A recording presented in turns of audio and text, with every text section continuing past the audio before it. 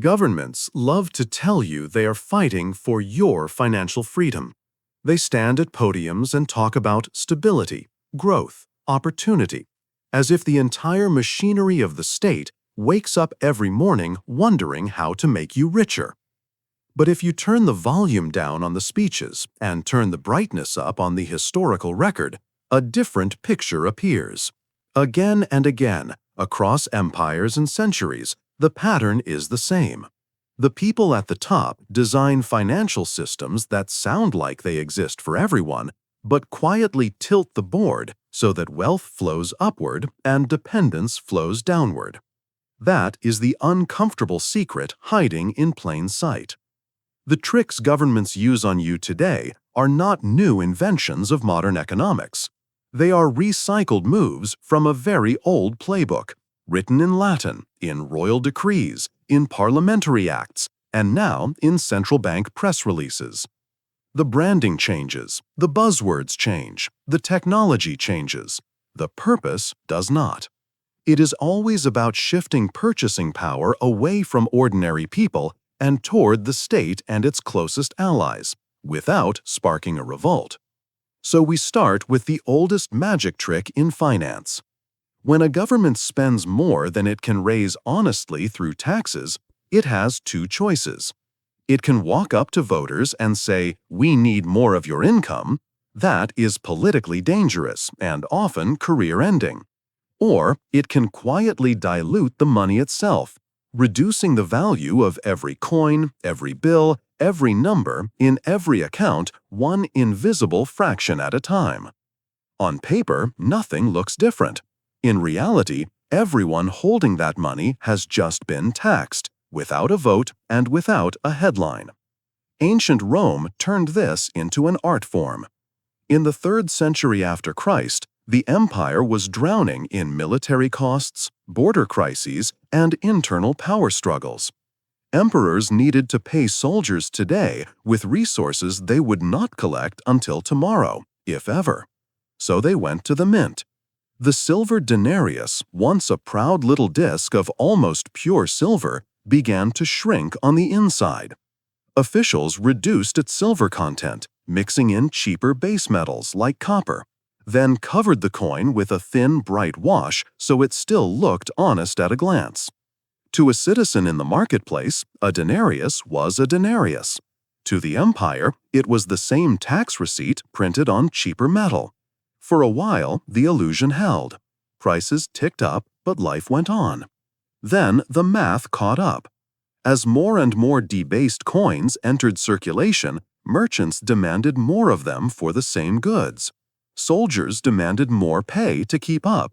People who had saved in earlier higher quality coins found that their careful discipline now bought far less grain, far less rent, far less life. Inflation didn't erupt overnight like a volcano. It seeped into everything like rising water. By the time people realized how far it had climbed, their savings were already underwater. What Rohn had discovered was the power of what economists today call seigniorage, the profit the issuer makes by creating money that is worth more than it costs to produce. The imperial court booked that profit. The population paid for it through higher prices. It was, in effect, a silent tax levied on anyone who trusted the currency. 2,000 years later, the mechanism has barely changed. Only the institution has. Instead of an imperial mint, we now talk about central banks adjusting liquidity and price stability. The vocabulary is new, the direction of the wealth transfer is not. Move forward to the Middle Ages, and you see the second trick layered on top of the first: forced loans. Kings in England, France, and Spain rarely had enough tax revenue to fund wars, palaces, and dynasties. So they went knocking on the doors of wealthy merchants, guilds, and city councils with a simple proposition that sounded like patriotism but felt like a threat: lend money to the crown or suffer the consequences. Refusal could mean heavy fines, confiscated property, even prison. On paper, these were loans. In practice, they were legalized shakedowns. The royal chancery might promise repayment with interest, but repayment was flexible in all the ways that benefited the crown. Sometimes the debts were honored decades late, sometimes in coins already eroded by inflation, sometimes written off entirely when a new ruler came to power. Yet, while the details changed from kingdom to kingdom, the structure remained the same. The state preserved its armies and its courts. The merchant class absorbed the hit, and then tried to pass the cost on to its customers through higher prices. Ordinary townspeople never got a letter from the king, but the financial burden still landed in their daily bread and their rent. By the 17th century, the trick had evolved into something much grander and more sophisticated: the modern public debt. When Britain created the Bank of England in 1694, it was not a philanthropic gesture or a clever way to help shopkeepers. It was a war machine made of paper. The government was locked in conflict with France and needed enormous sums quickly. Wealthy investors offered capital in exchange for government bonds that promised regular interest, backed by the full taxing power of the crown. The new central bank managed this relationship, turning the government's need for money into a permanent investment opportunity. On the surface, this looked like a brilliant win-win. The state got funds to wage war and expand its empire. Investors got a safe, predictable stream of payments, the closest thing the early modern world had to a risk-free asset. But there was a third party in this contract, mostly invisible in the fine print: the ordinary population. Those interest payments to bondholders did not materialize from nowhere. They were extracted through duties on salt, beer, cloth, and countless everyday goods. In other words, the poor paid higher taxes on consumption so that the wealthy could enjoy stable returns on lending to the state. From that point on, a new pattern hardened.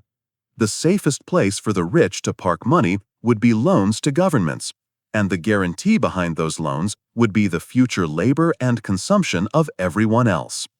National finance became a respectable mask for a simple mechanism: take from the many through taxes and inflation, pay the few through interest and contracts. The architecture that still shapes our bond markets and central bank policies was laid down in that era, stone by stone, under the banner of national security and public credit. And that is where we leave this first chapter of the story, with Rome debasing its coins, medieval kings forcing loans, and early modern states turning public debt into a permanent machine. 3 different ages, 3 different technologies, one continuous idea. When governments run out of honest revenue, they do not shrink their ambitions. They change the rules of money itself, quietly, strategically, and almost always at your expense. In recent decades, the old tricks didn't disappear. They just upgraded their wardrobe and learned new jargon. After 2008, most people first heard a phrase that sounded like it belonged in a physics lab, not in their daily lives: quantitative easing. It was presented as a sophisticated, almost mystical operation only experts could understand. In simple terms, it was this: central banks created trillions of new units of money with a few keystrokes, and used them to buy government bonds and mortgage securities. They said it was to provide liquidity, stabilize markets, and support the recovery. All technically true. But the deeper question was never asked on the evening news. Stabilize for whom? Support whose recovery? When newly created money rushes into the financial system, it doesn't rain equally on everyone like a gentle drizzle. It enters through very specific doors: bond markets, big banks, large corporations. It pushes up the prices of assets that live in that world: stocks, bonds, real estate, fine art, even rare collectibles. If you went into the 2008 crisis already owning a portfolio of assets, quantitative easing was like a silent rocket strapped under your net worth. Over the next decade, those prices soared. If you entered the crisis with nothing but a paycheck and maybe a small checking account, you didn't ride that rocket. You watched from the ground while your rent, healthcare, and groceries kept drifting higher. The official story was, "We saved the economy." The unspoken subtitle was, "We saved the balance sheets of those who already owned the system." Same old pattern, new Latin name. Alongside these grand monetary experiments runs a quieter, meaner trick: stealth taxation. Raising income taxes is politically dangerous. People notice when their paycheck shrinks. So governments lean on taxes that hide in plain sight: sales taxes, fuel duties, value-added taxes. Every time you fill a tank, buy a pair of shoes, or pay a phone bill, a slice goes to the state. Each individual cut feels small, almost harmless. But stacked over millions of transactions, they form a river of money flowing upward. And towering over all of them is inflation itself, the invisible tax most people never vote on and barely understand. Inflation is sold as the side effect of a growing economy, or temporary pressures. In reality, persistent inflation is often the bill for years of political decisions. When prices rise faster than wages, the difference is a kind of expropriation. The government's past spending becomes easier to pay back in cheaper money, while your savings and your future become harder to secure. You may see your salary number go up over time and feel like you're advancing, but if your rent, food, insurance, and education costs have climbed faster, then behind the scenes, your purchasing power has been quietly siphoned off. This is why workers can feel exhausted and stuck, even in an economy that supposedly grew by a few percent last year. The headline growth is the costume. The erosion of your real standard of living is the trick. Layered on top of inflation is another long-running illusion: regulation as pure protection. On paper, rules exist to guard the public from fraud, danger, and abuse. Financial regulations, safety standards, consumer laws all look like shields held up on your behalf. But history is full of cases where the industries being regulated slowly gain influence over the regulators themselves. Economists call it regulatory capture. Cartels and robber barons in the railroad age, oil trusts in the 20th century, big banks and tech giants in our own time, again and again, the largest players pour money and lobbyists into shaping the rules. The result is a strange double vision. Small competitors and ordinary citizens feel the full weight of regulation: complex forms, high compliance costs, the constant fear of stepping 1 inch out of line. Meanwhile, the dominant firms carve out exceptions, tailor-made loopholes, and special treatment buried in dense legal language. They can afford armies of lawyers and former regulators who know exactly which levers to pull. To the public, it looks like the referee is on the field enforcing fair play. To insiders, it feels more like owning the referee. What's presented as a safety harness often works as a moat, protecting established power from challengers. War finance is one of the oldest and most emotionally charged versions of the game. In World War I and II, citizens were urged to buy war bonds as an act of patriotism. Posters showed soldiers in trenches, planes in the sky, flags whipping in the wind. Buy bonds meant support the boys. And people did. They sacrificed, they saved, they lent their governments enormous sums. The wars eventually ended, but the financial structure remained: a mountain of debt paying predictable interest to those who could afford to buy in, serviced by taxes levied on everybody else for decades. In our century, the wars in Iraq and Afghanistan followed a quieter path. Instead of ration books and public bond drives, most of the cost was hidden in deficit spending, billed to the future. Defense contractors and financiers booked profits in the present. The bill shows up as higher debt burdens and interest costs for citizens who may barely remember why the wars started. And then there is perhaps the most powerful trick of all: complexity as camouflage. In Rome, people could literally feel the debasement of their coins. The metal was lighter, the shine faded. The scam was tactile. Today, the same type of extraction hides inside tax codes that run to thousands of pages. Derivative contracts layered 10 deep, budget documents stuffed with acronyms and obscure programs. Politicians talk about quantitative easing, special purpose vehicles, off-balance sheet entities, and macro-prudential policies. Each term distances the public just a little more from what is actually happening. When a system becomes too complex for an ordinary person to follow, accountability dies. You cannot be outraged by what you cannot see. A $1 trillion bailout can be slipped through as a crisis measure with a name so technical no one can even repeat it. A tax preference that benefits one narrow industry can hide in footnotes for decades. Complexity doesn't just confuse, it numbs. It teaches people to tune out, to shrug and say, "That's above my pay grade." Exactly the reaction that allows the transfers to continue. All of this might sound abstract until you bring it back to your daily life. You work more hours than your parents did, yet feel less secure. Your rent or mortgage eats a bigger slice of your income than it did for previous generations. Your retirement feels like a question mark rather than a promise.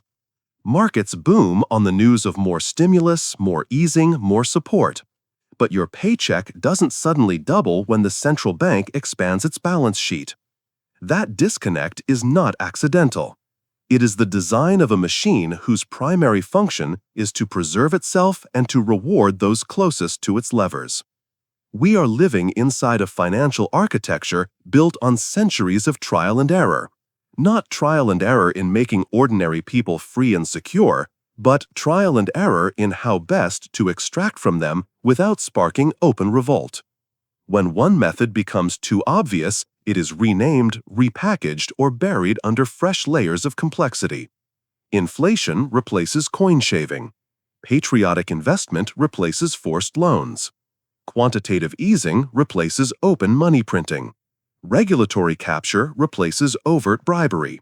The underlying logic never really changes. And yet, there is still one final layer, the most uncomfortable of all, that keeps the whole structure in place. It isn't a law, or a tax, or a central bank program. It is something much simpler and much more dangerous. What most people don't know and never think to ask. That is where we'll turn next. The harshest trick governments and their financial allies rely on is not a policy tool or a legal loophole. It is your ignorance. Not stupidity. Most people are busy, exhausted, and drowning in noise. They are fed headlines instead of history, slogans instead of structure. If you grow up hearing that a little inflation is good, that debt is how modern economies grow, that regulation keeps you safe, you will accept the pain in your own life as normal, even inevitable. You feel the symptoms, rising prices, stagnant wages, anxiety about retirement, but never see the underlying design. And a system built on quiet extraction needs exactly that. Millions of people who feel the pressure but don't know where it comes from and therefore don't know how to push back. Throughout history, when citizens did understand the tricks, they became harder to control. Roman crowds who saw their coins hollowed out demanded payment in kind, grain, land, goods, forcing the state to confront its own credibility. In early modern Europe, merchants who realized the danger of forced loans began to move capital abroad, away from monarchs who saw them as bottomless piggy banks. In the 20th century, savers in countries plagued by hyperinflation often scrambled into foreign currencies, gold, or tangible assets the moment they sensed the pattern repeating. These reactions did not always save everyone, but they did something crucial. They imposed a cost on the trick. They turned blind extraction into a visible fight. Most people today never get that far because the story they are told stops at the surface. Inflation is presented as the weather, unpredictable, mostly natural, influenced by mysterious global forces. Debt is framed as a sign of confidence in a country's future, not as a chain that binds that future. Bailouts are pitched as acts of mercy, not as the final step in a long chain of private risk-taking and public guarantees. Tax systems are explained as progressive or fair, while quietly riddled with exceptions that only those with expensive advisors can use. Complexity doesn't just hide the transfer of wealth, it hides the intent behind it.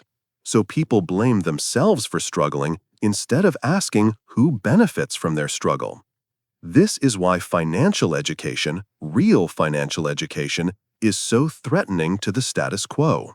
Not the kind that teaches you how to pick a mutual fund from a pre-selected list, but the kind that walks you through how Rome collapsed, how Weimar Germany immolated its middle class, how modern Argentina cycles through inflation and crisis, how Japan has lived with debt ratios once considered impossible. When you see the same moves played in different centuries with different costumes, you stop treating today's policies as inevitable. You recognize inflation not just as prices going up, but as a decision to shift the cost of past spending onto people who had no say in it. You recognize huge, complex rescue packages not just as acts of leadership, but as transfers from taxpayers and currency holders to those who gambled and lost. Once you see that pattern, the slogans change meaning. Stimulus becomes who is being stimulated. Regulation becomes who helped write the rules. National debt becomes whose future labor is being pre-spent. You start hearing every big announcement with a simple follow-up question: who pays and who gets paid? It doesn't turn you into a cynic. It turns you into an adult in a system that would prefer you stay in financial childhood forever. Of course, understanding the tricks doesn't magically shield you from all of them. You cannot personally stop a central bank from devaluing your currency or a government from borrowing in your name. But you can stop standing in the most vulnerable position when they do. History's survivors did not escape unscathed, but they were far better off than those who trusted blindly. They diversified across different kinds of value: land that produced food or rent, skills that others needed, businesses that could adapt to new rules, savings held in forms less easy to dilute or seize. They were willing to ask hard questions when everyone else nodded along with official reassurances.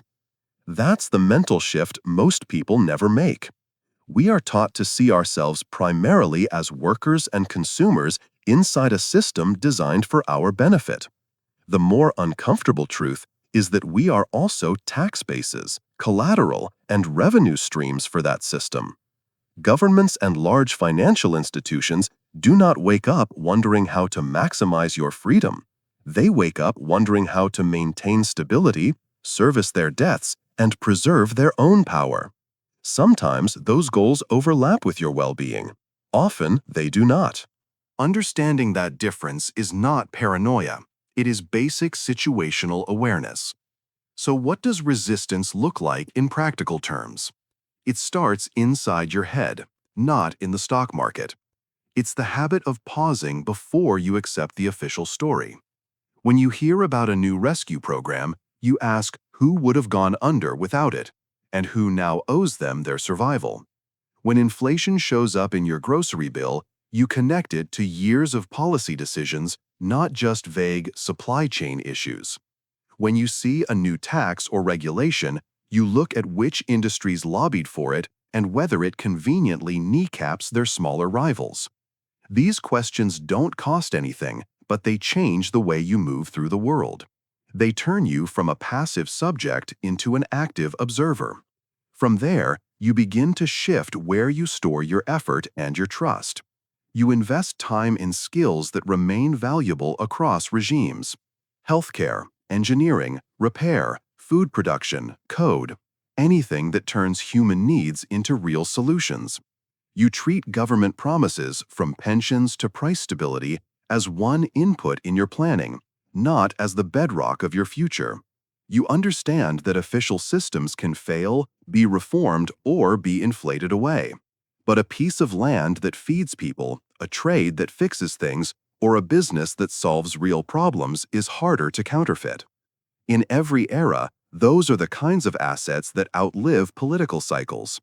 None of this is about withdrawing from society or stockpiling in fear. It is about refusing to be the last to know when the rules change. It is about recognizing that the financial tricks governments use to keep populations compliant are not abstract theories. They are the reasons so many people feel like they are running harder on a treadmill that never moves. When you stop taking those tricks as natural law, you create space to act differently, to save differently, to vote differently, to teach your children different lessons than the ones you were given. History won't stop because you understand it.